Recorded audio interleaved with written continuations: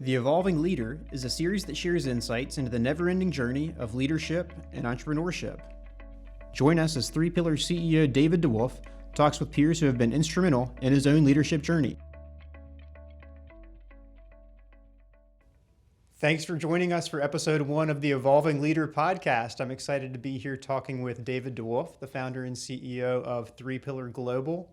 In addition to being a successful entrepreneur as the founder of 3Pillar, David is also an angel investor for a number of companies. He's personally invested in companies including Ingo, Simo, Valencell, My First Sale, and Monterre Resources. And he also sits on the board of a number of companies, including some of those that I just mentioned.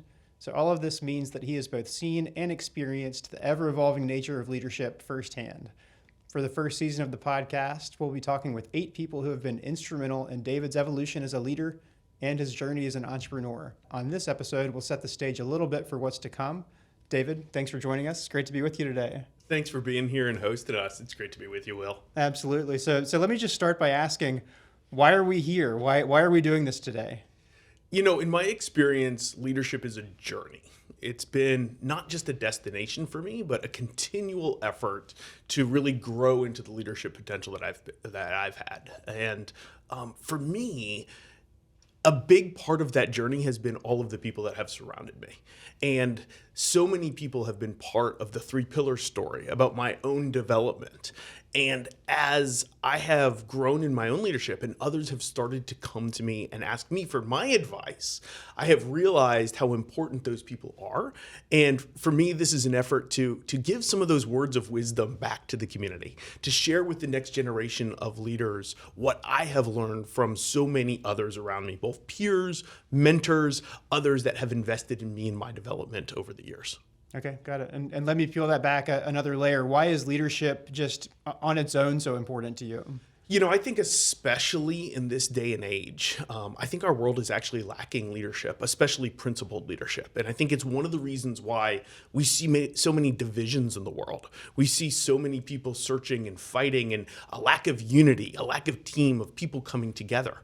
And in crisis, a lot of times you see people come together. But I think in our normal everyday lives, there's a lack of individuals who are willing to step up and to help others come together to accomplish more than we ever could on our own, or even more importantly, help each other become the best version of ourselves.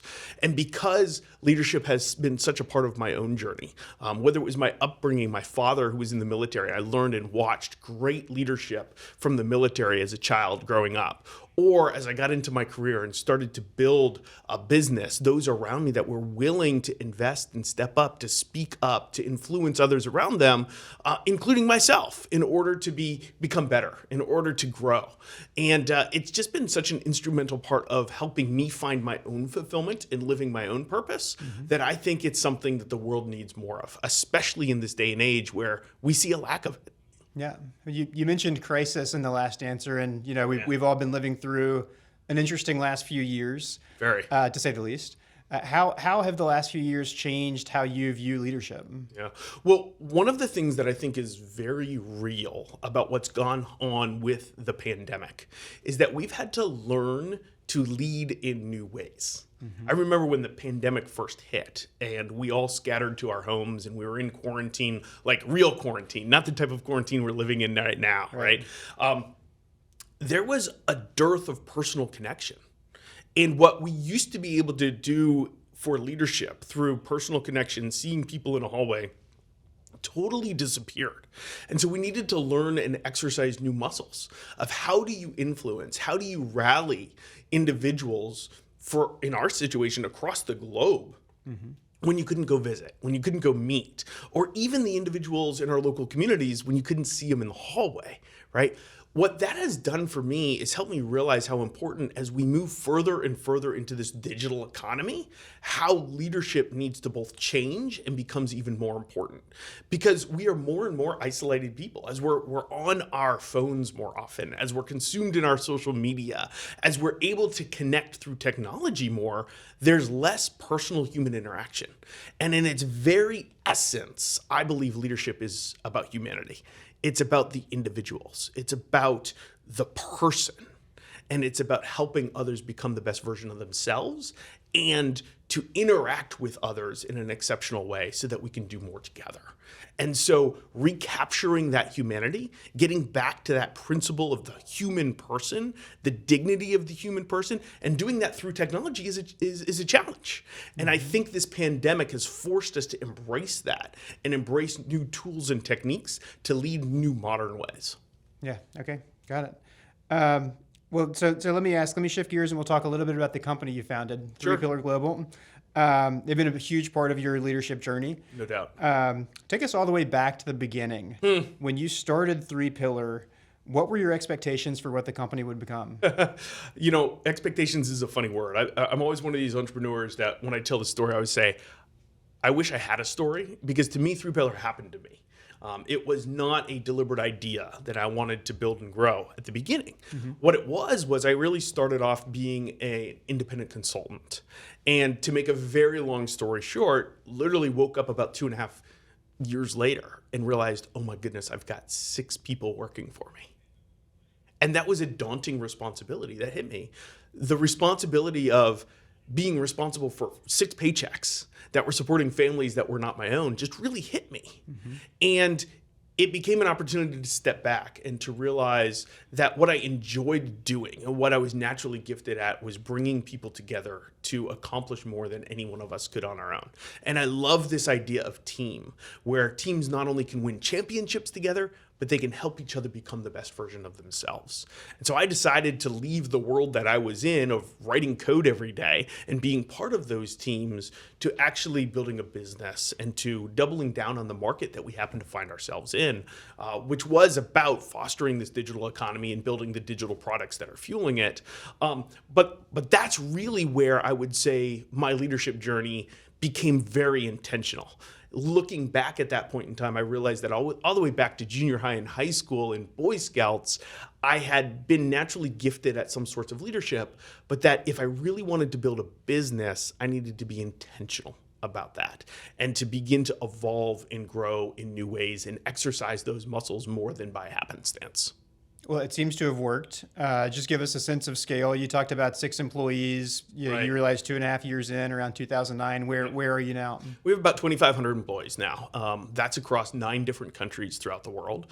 And we're building digital products for some of the biggest brands in the world, right? Doing the digital media work and digital product development for specifically media companies, information services companies, financial services companies, really organizations that have a lot of data and are looking to commercialize that data and really engage with customers in new ways to drive their revenue growth.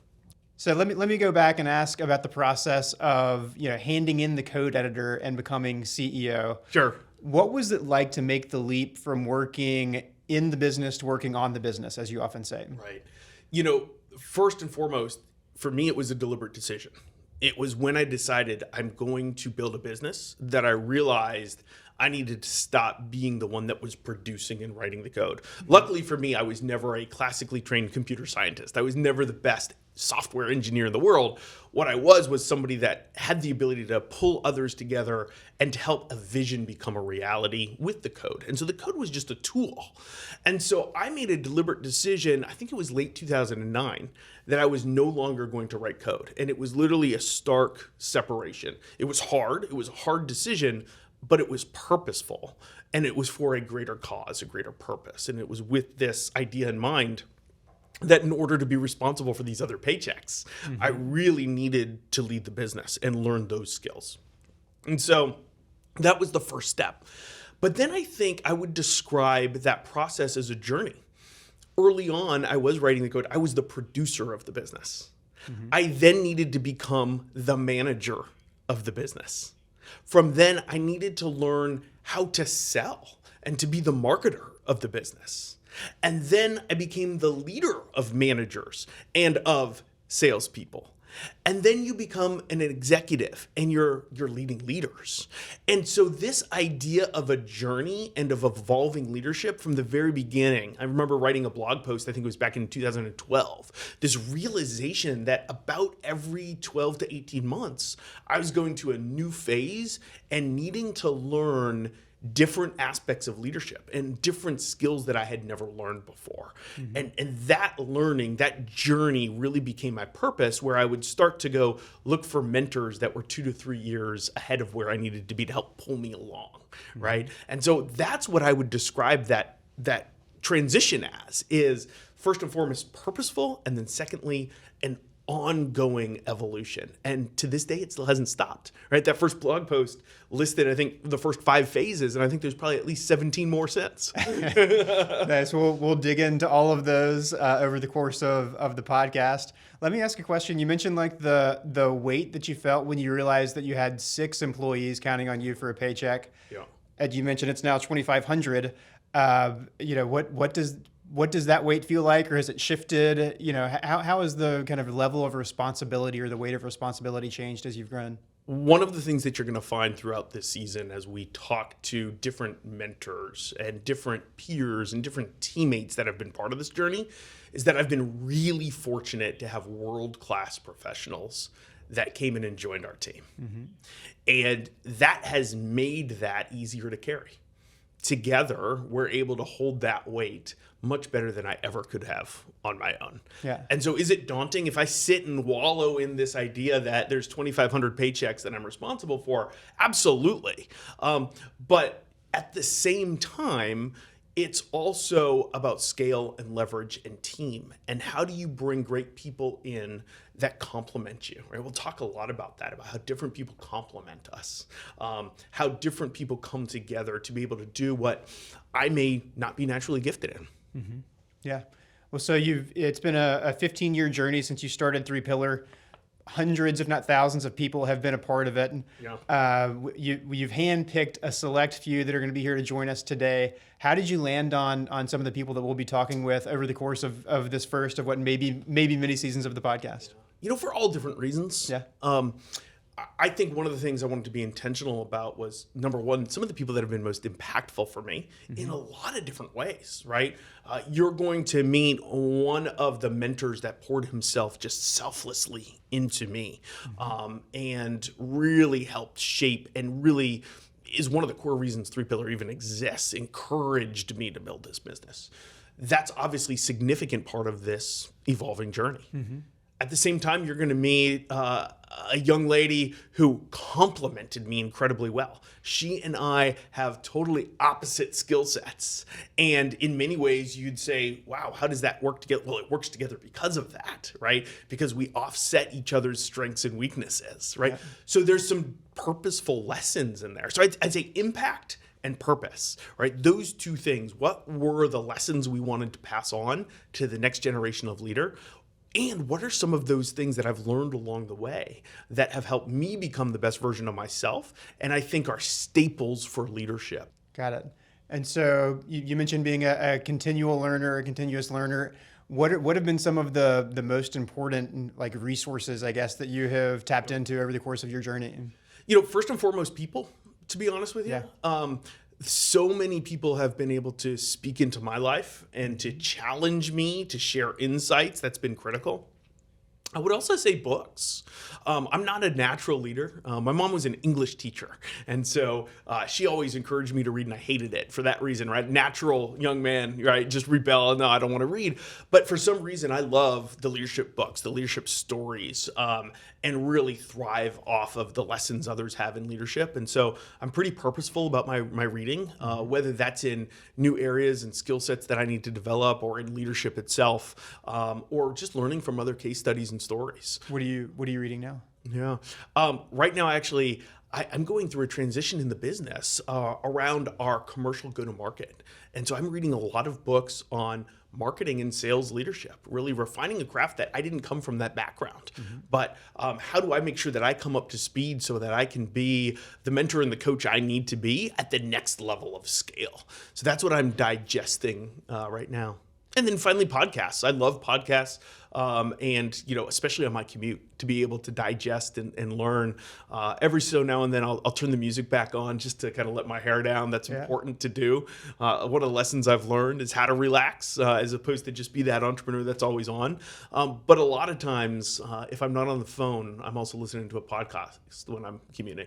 What's in your podcast directory? Yeah, a lot of different things. I don't have a single one that I go to all the time. Yeah. At the Table by Patrick Lencioni is one of the ones I really enjoy right now. A lot of really quick tidbits on building teams. I love the insights I get from Patrick. His series of books, starting with The 5 Dysfunctions of a Team, has been so instrumental in my own leadership. Michael Hyatt was another mentor of mine earlier in the 3-pillar journey. Oftentimes, historically, his podcast has been on my list. Yeah. That would be another one. Jocko Willink is another one. Military special operations and applying that now to the business world. Extreme Ownership is his book, one of my favorite books of all time. Yeah. Really love it. Simon Sinek is another thought leader that I've learned a lot from. His theory on starting with why. And how to lead through purpose has really inspired me, as well as his book Leaders Eat Last, and the podcast and the vlogging that he does around that. Well, David, I'm excited to talk with you today. We have a great roster of guests lined up that we'll be speaking with. So I'm looking forward to digging in. It's going to be a lot of fun. Absolutely. Thanks for joining us for the first episode of The Evolving Leader. Our next guest will join us for a 2-part episode, so just press play on episodes 2 and 3 to hear from David and Bobby Christian on the stages of growth and the different demands they place on leaders. Thanks again for joining us, and we'll see you next time. Thanks again for tuning in to this episode of The Evolving Leader. If you liked what you heard, please give us a 5-star rating, a glowing review, and a share on whichever social media networks you call home. For more on the podcast and to view video of each episode, please visit daviddewolf.com/podcast.